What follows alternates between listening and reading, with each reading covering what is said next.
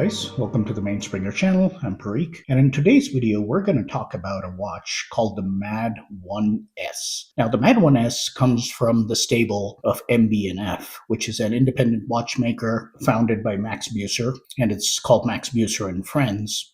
And the watches they make have a twist that forms a unique part of their design DNA. They really try some very creative ways of showcasing the movement, showcasing the timekeeping, and things of that sort. And a few years ago, as a thanks to the many MB&F watch buying clients, Max made a watch called the MA.D1, which was basically a thank you note for all of those who had been loyal customers to the MB&F brand.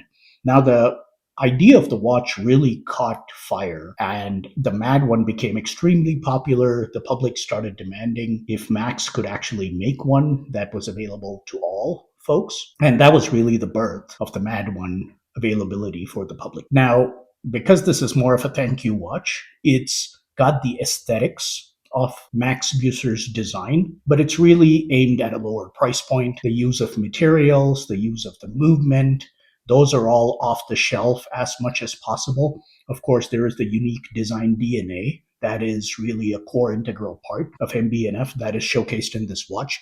But apart from that, this is not high horology the way MB&F watches are. That said, it is an extremely cool watch, very beautiful, and we'll talk about that in a second. The watch, for those of you who are interested, is available only via lottery. Previously, you had to just sign up in order to get the watch, but then it became extremely popular with flippers because all they needed to do was sign up, get a watch, and then flip it on the market.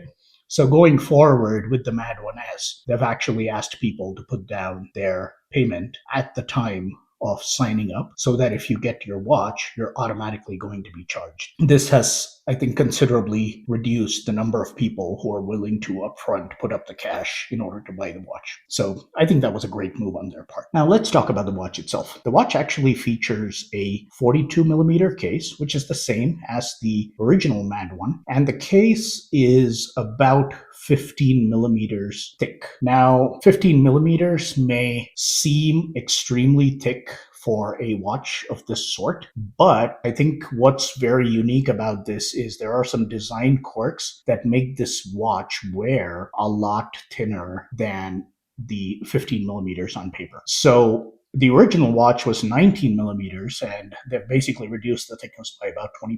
And what's very unique is you can see this edge of the watch. From the bottom of the watch to the edge is only 9 millimeters. The remaining 6 millimeters out of the 15 is really taken up by this domed sapphire crystal.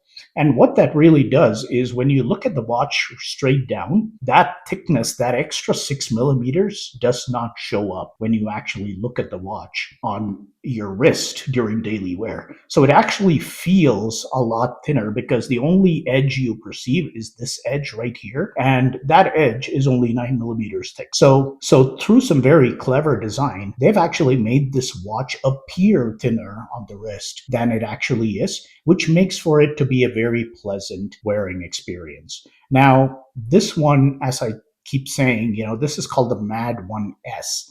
The previous version was called the MA.D1.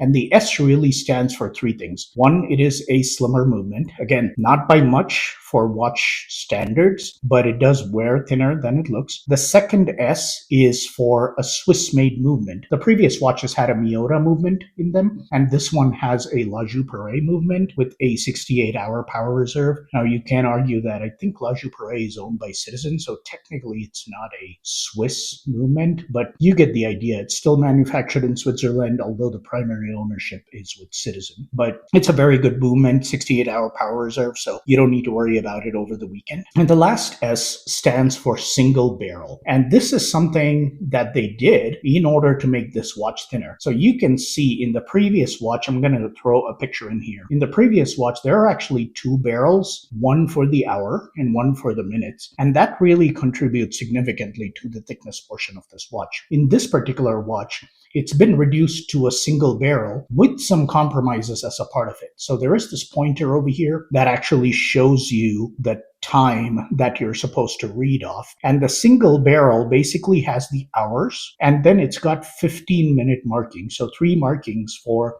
15, 30, 45, and then you have the next hour mentioned in a numeral. And the challenge with something like this is you are only going to have a certain resolution. I feel like you can get within approximately 7 minutes of whatever time it really is. If the pointer is between the two 15 markers, you can kind of split it into 8 and 7 approximately. So you're kind of close, but this is not for someone who's looking for extreme punctuality. This is kind of a concept watch as opposed to a high timekeeping watch, which you can use to time, boiling an egg or something like that. It's going to be a little hard with this particular watch. Of course, the star of this watch really is this rotor that is on top of the watch. So when you actually put this watch on your wrist, and as your wrist flicks around with your daily movement, you can see this rotor spin quite considerably during certain movements, which really catches the attention of folks in the room. This watch, over the 2 weeks that I have worn it, the number of people who've stopped me and said, "Hey, what's that on your wrist? How do you tell the time?" It's pretty fascinating. Overall, this is an excellent watch from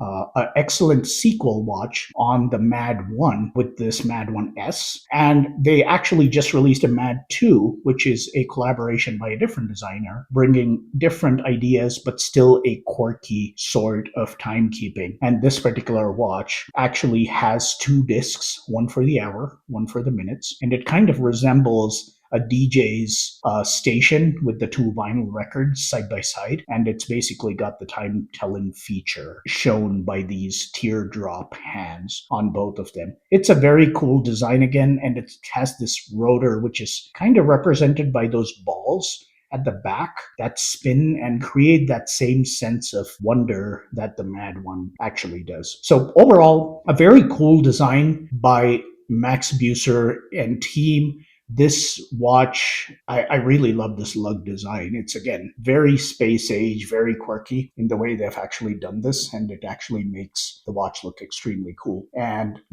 it's got a crown here. It is not a screw down crown. It is just a press crown. So definitely not a lot of water resist. One of the most comfortable, secure clasps. The trigger on this is gorgeous. It's got a very nice, chunky push to it, and it wears extremely well on the wrist. The strap is excellent. The adjustability of this deploying buckle is excellent. And overall, the watch feels really great. So on the back it says MAD edition, it's a MAD world, and it's got Max Buser's name on there, 30 meters, water resist, etc. Some of the usual things that you would expect in a watch of this sort. The hour numerals that are there on the barrel are all loomed. If you get a lot of natural light, and when you step into the darkness, that whole barrel is going to light up, which is really nice. Helps with the time telling. But that's really what I wanted to share about this MA.D1s. It's a very interesting watch in the lower tiered, I want to say almost micro brand space. To me, an MB&F watch is an independent watch, but something like the MA.D1, I'm going to classify it under a micro brand. It does have the pedigree of Max Buser and his, design team, but then the fact that it uses a off-the-shelf movement, it kind of falls in the realm of other watches like Furlan Mari, etc. All in all, great watch for those who have it. If you have owned a MA.D1 or you own the MA.D1s, let me know what your thoughts on how do you like this watch? I've heard that, people who own the MA.D1 feel it's a little too thick on the wrist, but nonetheless, they still love the watch. But let me know in the comments below about the MA.D1 or the MA.D1s. What do you like about this watch? What do you not like? And are there other independent watches? Do you feel like this is more of a hype watch versus a really good time-telling watch? And are there other watches in the micro brand space that you would take over this watch? Let me know in the comments below. And if you're new to this video and you have watched this video, please do like and subscribe. It really does help the channel. Thanks a lot and have a great day.